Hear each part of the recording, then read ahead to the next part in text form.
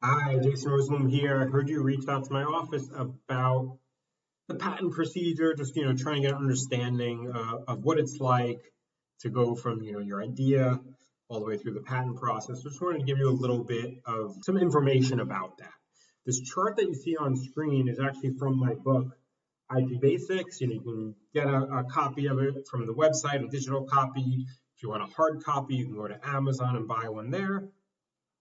But essentially, we have some clients that come to us, first-time inventors, clients that have filed a number of patents, all over the space. So we work with big and small, first-time, multi-time inventor, and in different realms.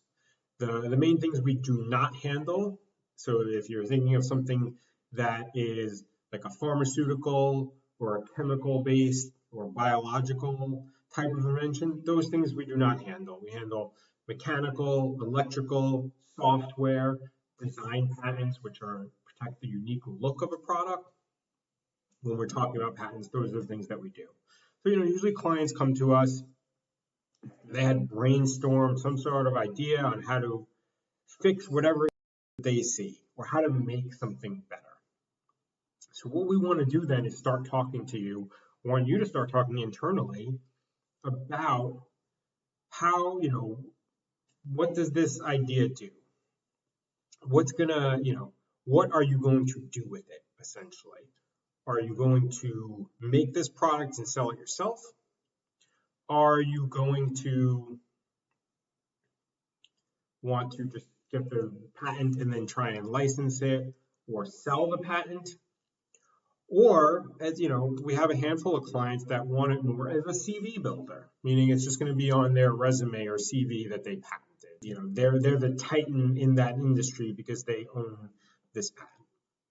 So there's different reasonings why people do it, but it's really important to know why, because patents are going to cost you money. They're going to cost you time and money, no matter how you do it. So it's good to know what the end result is to make sure that it makes sense.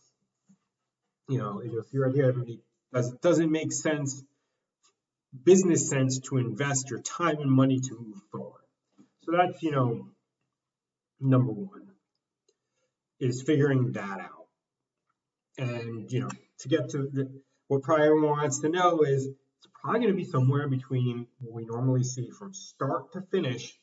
$15,000 to $25,000 is what you should plan to budget over a 2.5 to maybe 3.5 year period to obtain a patent. And that is from the beginning, starting with the search, which, as you'll see here, when we start doing the legal due diligence, figuring out, is this something that's even patentable?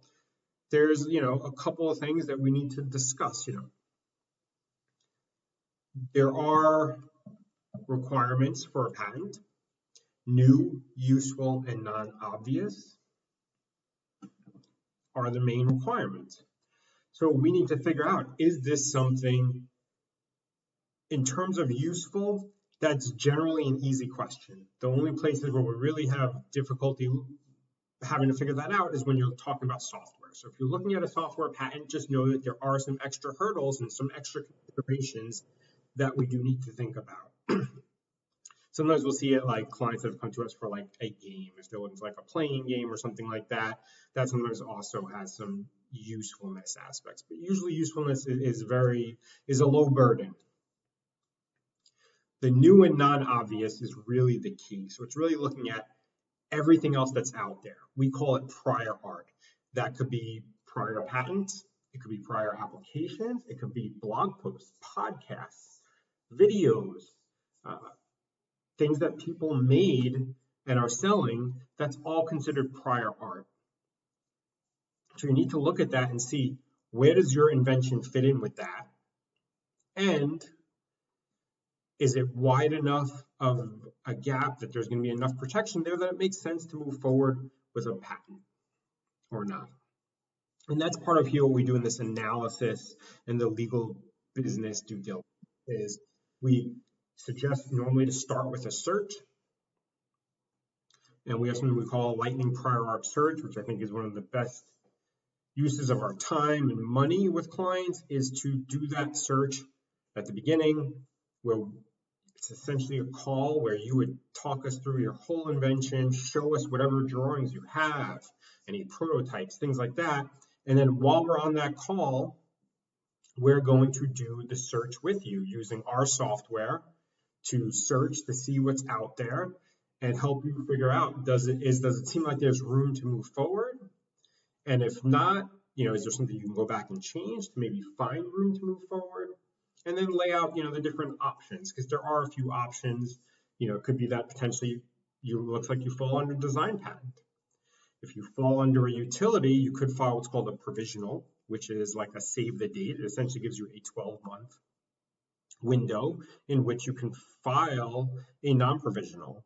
A non-provisional is the one that gets examined.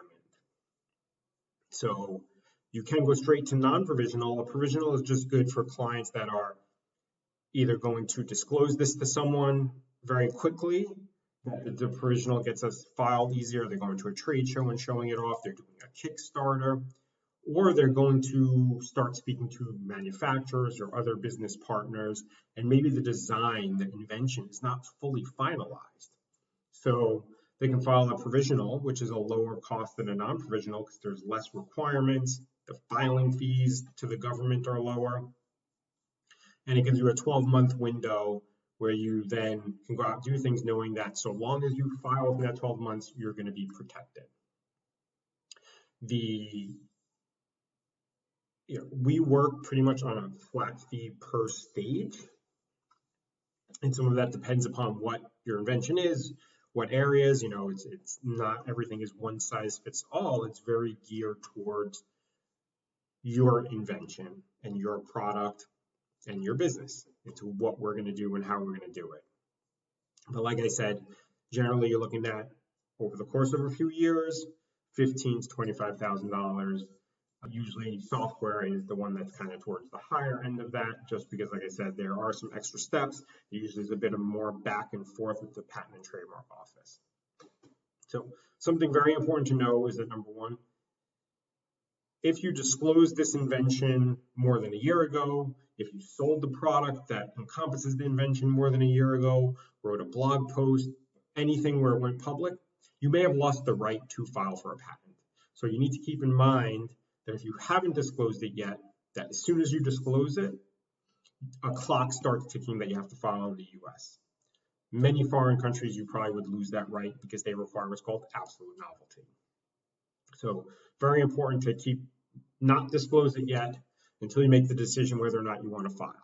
If you have disclosed it already, then you probably want to file a provisional as fast as possible, assuming you didn't disclose it more than 12 months ago.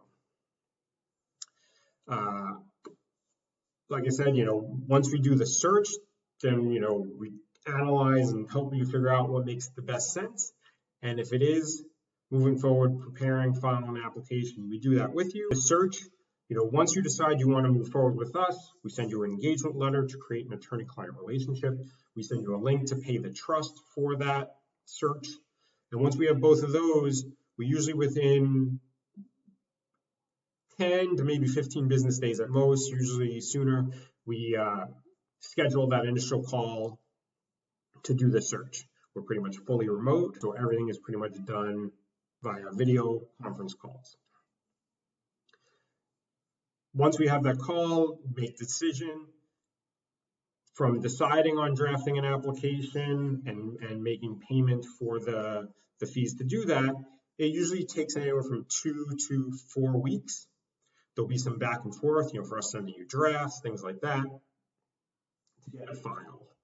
Once it's filed, like I said, if it's a provisional, that just means you have 12 months then to go out there, try and get investors, try to make the product, try to figure out how to manufacture it, try to make it better, do those things to file a non-provisional. Once the non-provisional is filed, depending upon what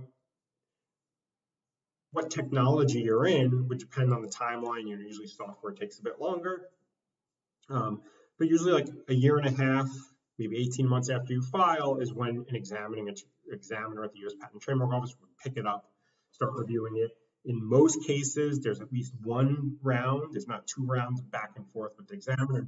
They reject it saying, hey, I found this, I think it's too close, and we maybe need to explain to them why it's different. We're able to do something called an interview where we actually speak to the examiner, usually by video call also, and walk them through and explain why they're wrong, or explain where the invention differs, so that maybe we need to make some modifications to the claims, which are what actually define the invention within your patent application. And then, hopefully at some point the examiner says, yes, this is allowed, and then you pay the allowance fee, and then you'll get your registration certificate. And depending upon if you have multiple inventions, we might say at that point, let's file a continuation before we pay the issuance fee to pull out other inventions. So sometimes if you have multiple inventions, the easiest thing to do is kind of put them all into the original application, but you can only claim one invention within an application, knowing that you will file continuations to then make claims toward those inventions, which usually goes to the same examiner, usually means the process will be faster than for the second, the third, the fourth invention, if they were all on that first one, just to let you know. So any questions, there'll be a link. Maybe we're scheduled already for another call, but just let us know. Thanks for watching this. I hope it was helpful, and let us know if you have any other questions.